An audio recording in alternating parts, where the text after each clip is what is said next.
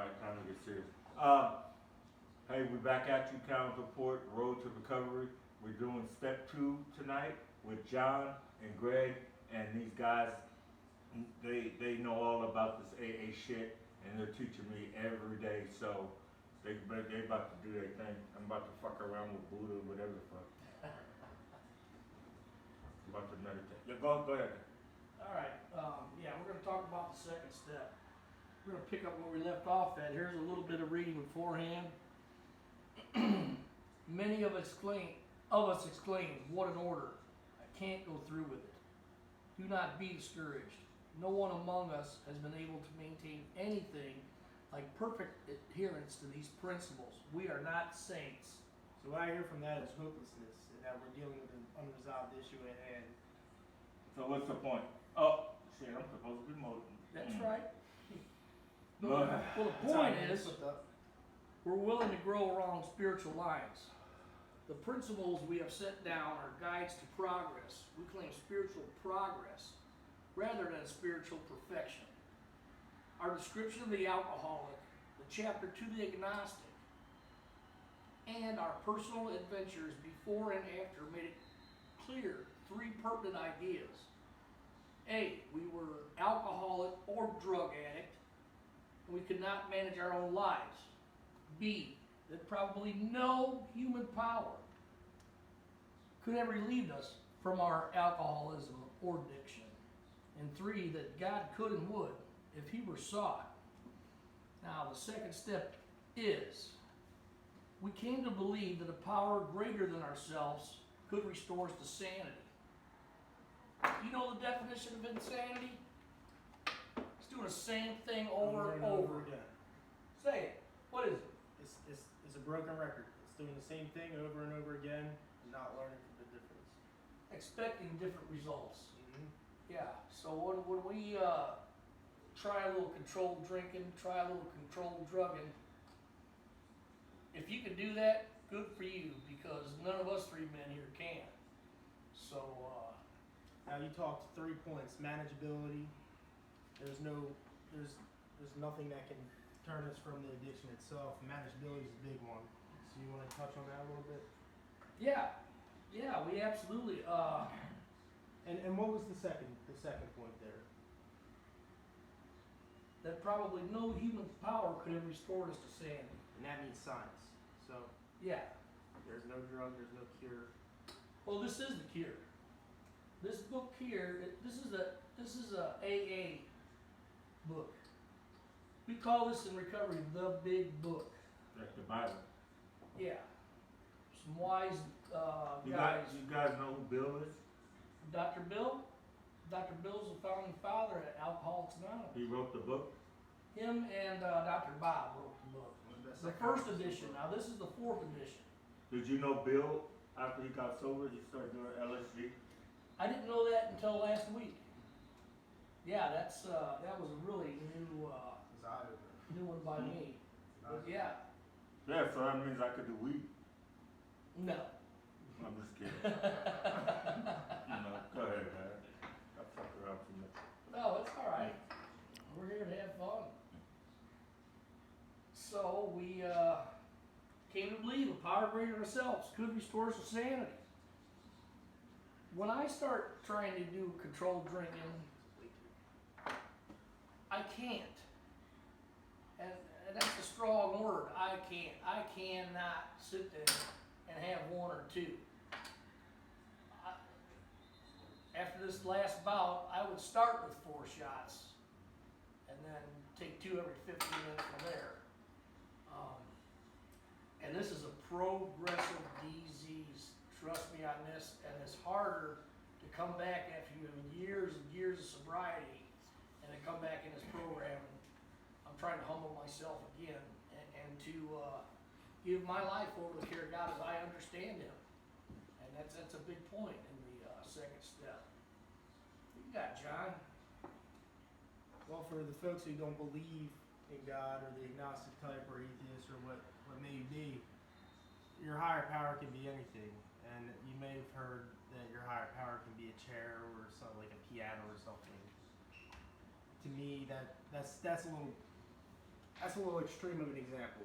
My higher power is just focusing on something that keeps me busy all the time, occupying myself, my time throughout the day, to make sure I can focus on anything other than music.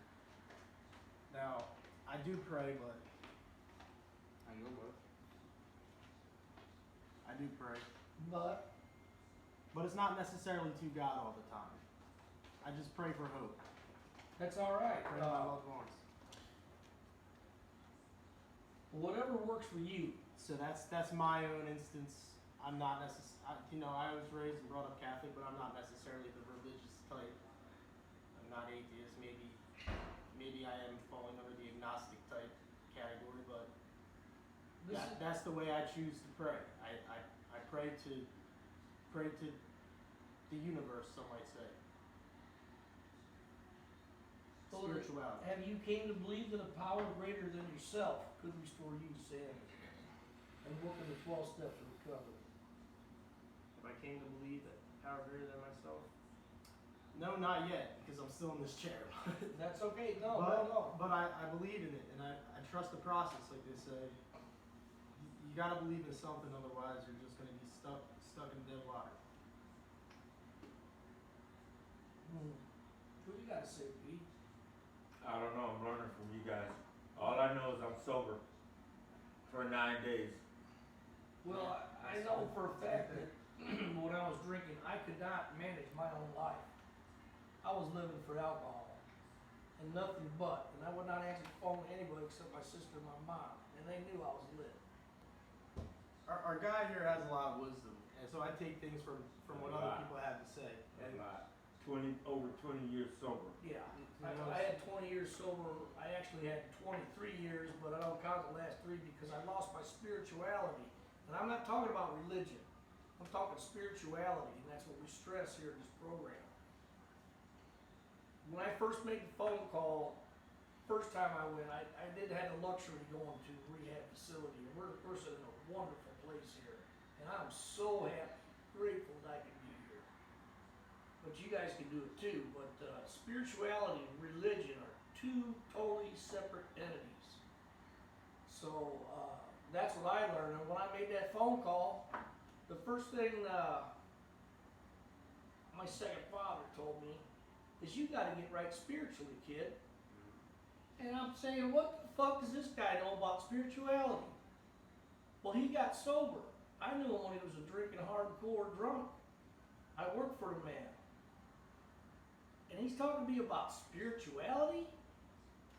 I'm thinking, what the hell do you know about? You don't know nothing about spirituality. Until he became my sponsor, I learned from him, and that's what I strongly advise anybody who gets an NAAA, whatever. Yeah. Get a sponsor with at least 10 years of sobriety. And do not mess with the women folk.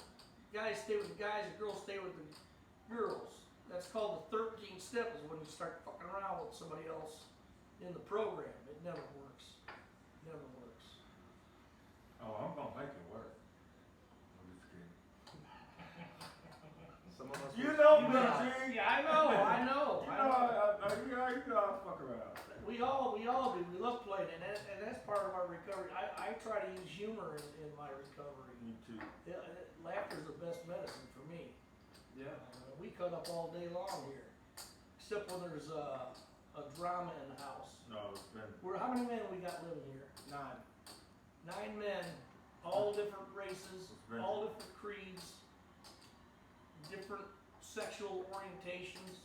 Been drawn. We've got everything. That's Yeah. part of the building process. Yeah, That's part of the building process. And it builds spirituality and character. but if everybody in this house was at step 12, we wouldn't have this drama, chaos. Exactly. Step If 12. they're working their program, that's why they call it 12 steps. If you're working your program, we would not have this stuff. So, and I can't look at John or P and say, hey, man, you did this, you did that. And you're fucking guilty too. You did this, you did that. I gotta look out for me. That's called taking somebody else's inventory. The only inventory I take is mine.